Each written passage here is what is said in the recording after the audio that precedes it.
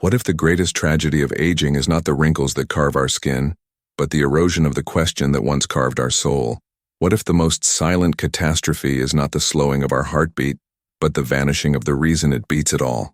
And what if, in the quiet hours of a life lived too safely, we realize that the most dangerous form of dying begins long before our final breath? These are not idle provocations. They are the shadows of a truth we spend decades avoiding, the whispers of a question most never dare to face. Why do I still exist? For most, the passage of time becomes an excuse, a justification for surrender. We trade our fire for comfort, our purpose for habit, and our calling for the slow drip of routine. Society tells us that old age is a season of rest, of withdrawal, of fading gently into the background. But what if this is the lie that kills us first? What if the most common mistake is not in the body's decline, but in the spirit's retreat? A retreat so subtle, so seductive, that we mistake it for peace while it quietly hollows us from within. Somewhere, beneath the layers of resignation and nostalgia, a deeper longing persists, the ache to still matter, to still become. Yet we silence it, fearing that purpose belongs only to the young, that meaning expires with ambition. But meaning is not a privilege of youth. It is the oxygen of existence itself. And so the paradox emerges. We survive longer than ever, yet many of us stop living the moment we stop asking why. The question is not whether we have more years ahead, but whether those years will be mere time or testimony. And the answer waits beyond the edge of this conversation. There comes a moment, subtle, imperceptible, when the mirror stops reflecting who we are and begins showing who we were. It is in that moment that the quiet corrosion of meaning begins its work, not in sudden explosions of despair, but in soft whispers that convince us we have already given enough, already lived enough, already become enough. And so, we shrink. We retreat into the comfortable fiction that our greatest chapters are behind us. But the soul knows better. The soul rebels. It aches with the weight of unused potential, with the suffocating silence of unasked questions. What happens to a life when its why is buried under decades of familiarity? Does the heart truly grow old, or does it merely grow numb? We are told that aging is a natural process, that acceptance is wisdom. Yet beneath this tranquil narrative lies a far more disturbing truth. Many do not age, they abdicate. They surrender their agency long before the body demands it. They trade the thrill of becoming for the illusion of having arrived. And in that trade, they lose something far more vital than time. They lose the pulse of purpose. It is not death that ends us, but the slow erosion of meaning that makes life indistinguishable from mere survival. The tragedy is not that dreams fade with age. It is that we stop daring to dream altogether.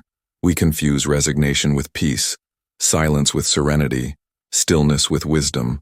But tell me, when did comfort become more sacred than curiosity? When did we decide that safety was worth the price of significance? Perhaps the question is not whether old age has stolen our purpose, but whether we have willingly handed it over. The human spirit is not designed to wither quietly. It is forged for transcendence. Even in the final chapters of life, we are meant to pursue, to build, to love, to leave something that outlives us. And yet, we allow the passing years to convince us otherwise, as if meaning were a privilege of the young and not the birthright of every conscious being. What if the last decades of our lives are not meant to be a gentle descent, but an ascent, steep, raw, and magnificent, into the highest expression of who we are? And here lies the most haunting question of all. If the fire within us never truly dies, then why do so many choose to live as if it has? Purpose is not a possession we once held and then lost. It is a choice, renewed each morning, sculpted in each decision, reborn with every breath. And yet, as the years unfold, we often behave as if this choice no longer belongs to us. We imagine that purpose must come from the outside, from a career, from achievements, from recognition. But when those vanish, as they inevitably do, we feel stripped bare. And in that nakedness, many believe they have nothing left to give. But what if purpose was never about giving to the world, but about responding to it? What if the meaning of our lives lies not in what we achieve, but in how we answer what life asks of us? Even now, especially now, it is tempting to believe that the questions that matter were already answered long ago, that the great choices were made in youth, that the defining battles were fought in middle age. But this belief is a deception. a convenient narrative that spares us from confronting the uncomfortable truth. Life continues to ask of us, relentlessly, mercilessly, until the very end. The universe is not done speaking, and our task is not done listening. To live without a why in old age is not an inevitable outcome. It is an act of refusal, but refusal carries a cost. It hollows us out from within. It replaces the fierce vitality of becoming with the empty comfort of routine.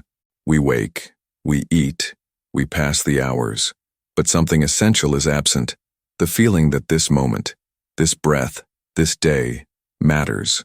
And without that, even the longest life begins to feel unbearably short. The great paradox is that the search for meaning does not become less urgent with age. It becomes more so, because as the horizon draws nearer, the questions grow louder. What remains unfinished? What still calls to me? What legacy will bear my name when I am gone? These are not the questions of despair. They are the invitations of existence itself, and perhaps the most unsettling realization is this: life will continue to offer meaning until our final heartbeat. Whether we reach out to seize it or turn away is the one choice that still belongs entirely to us. Yet, many choose the easier path, the one paved with nostalgia and self-pity. They dwell on the years behind them, replaying victories and regrets as if the past were their only proof of having lived. But clinging to what once was is a subtle form of decay. It locks us in stories that no longer serve us, shackles us to identities that no longer define us. And so, even as time grants us wisdom, we imprison ourselves in the memory of who we used to be, blind to the possibility of who we might still become. The irony is brutal. The more we idolize the past, the less capable we are of creating a future worth remembering. We confuse nostalgia with meaning, as if revisiting old chapters could somehow write new ones. But life is not a museum of memories. It is a canvas still waiting for paint, and until we dare to lift the brush again, we are merely spectators of our own existence. There is a deeper reason for this paralysis: fear. Fear that our best days are gone. Fear that what we offer now will never measure up to what once was. Fear that our relevance has expired. But fear is a liar, and it whispers its most convincing lies in the final acts of life. It tells us to stay small, to stay quiet, to fade gracefully. But the truth is that meaning does not care for grace. It demands courage. Courage to begin again. Courage to risk failure when the world expects only rest. Courage to step into the unknown, even when time appears too short to matter. Because the question is not, can I still make a difference? And the question is, am I willing to? And if the answer is yes, then age is irrelevant. For a life lived with purpose does not measure itself in years, but in depth. And perhaps that is the ultimate rebellion: to refuse the narrative of decline and instead write a final chapter so radiant, so fiercely alive, that it redefines everything that came before. But purpose, in its purest form, is not a grand mission or a monumental achievement. It is often quiet, intimate, almost invisible. It is found in the way we love, in the way we listen, in the way we bear suffering with dignity and transform it into strength. It is the choice to mentor when we could withdraw, to forgive when bitterness feels easier, to hope when cynicism seems safer. These are not small acts. They are revolutions of the soul, and yet, we underestimate their power. We dismiss them as insignificant, as if only grand gestures can validate a life. But meaning is not measured in magnitude. It is measured in authenticity. A single act of kindness in the twilight of life may echo longer and louder than a lifetime of accolades. A single story shared, a single hand held, a single truth spoken. These are the threads that weave eternity from the fabric of our fleeting days. There is also purpose in suffering, a truth most flee from, yet none can escape. Pain strips away illusion, revealing what truly matters.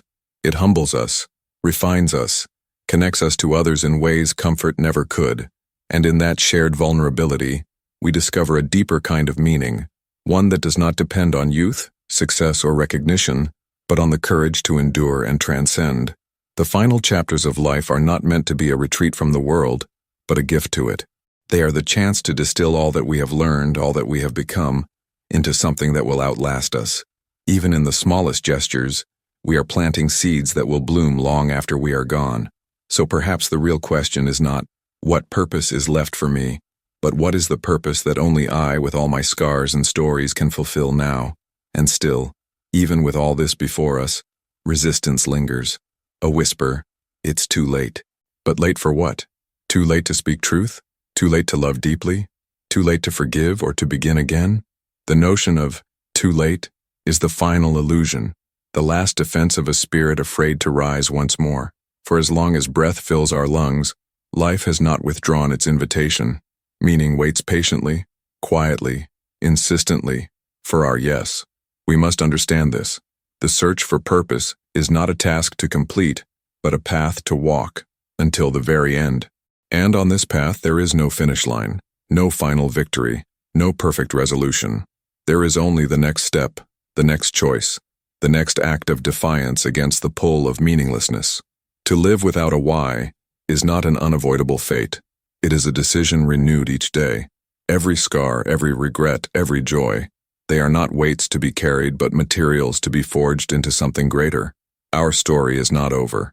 It is being written in real time. And perhaps its most powerful chapters are those that come after the world has stopped expecting anything of us. The world needs not our youth or our strength. It needs our wisdom, our presence, our capacity to illuminate paths we once walked blindly.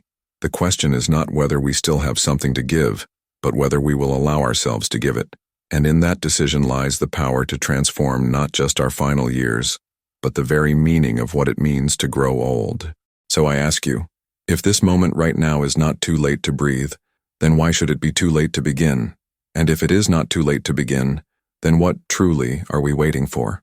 In the end, if there truly is such a thing, life is not measured by the decades we endure, but by the depth of the questions we dare to carry with us. And perhaps the most sacred of those questions is not what have I done, but what still calls me. We are not defined by the years that have passed, but by the courage to still respond when life whispers our name. The mirror that once reflected our youth now invites us to see something infinitely more profound, not who we were, but who we are still capable of becoming. And in that reflection, a revelation emerges, that the search for meaning is not a chapter to close, but a heartbeat that continues, steady and relentless, until our very last breath. The weight of existence has always been both a burden and a blessing. We suffer because we care, we question because we are alive, we yearn because something inside us refuses to accept that enough is all there is. And this refusal, this divine restlessness, is not a flaw to be tamed but a compass to be followed. The cracks that age leaves upon us are not signs of defeat, they are openings through which light enters, illuminating paths that only those who have walked far can see. And maybe, just maybe, the purpose of growing old is not to slow down, but to walk deeper, into love, into service, into the eternal unfolding of who we were always meant to be. So let this not be an ending, but an awakening. Let it echo in the corners of your thoughts when the nights grow quiet. Let it rise within you when you feel the pull of resignation. The question has never been whether your story still matters. It is whether you will allow it to. And the truth, simple yet searing, is this. The last chapters of life are not a closing act but a crescendo. They are the moment when everything we have lived converges into everything we still can give. And if we dare to answer the call, the meaning we create now will ripple far beyond the span of our days. Perhaps the final message is this. To live is to seek, even when the path is uncertain. To breathe is to build, even when the world has stopped watching. To age is to ascend, not decline. If this truth stirred something inside you, if it lit even the smallest spark, then do not let it fade here. Share it, speak it, carry it forward. Like, comment, and subscribe not as gestures to a channel, but as a vow to yourself. A vow that you will keep asking, keep searching, keep living with a why until your very last heartbeat. Because meaning is not found. It is forged, and the forging begins now.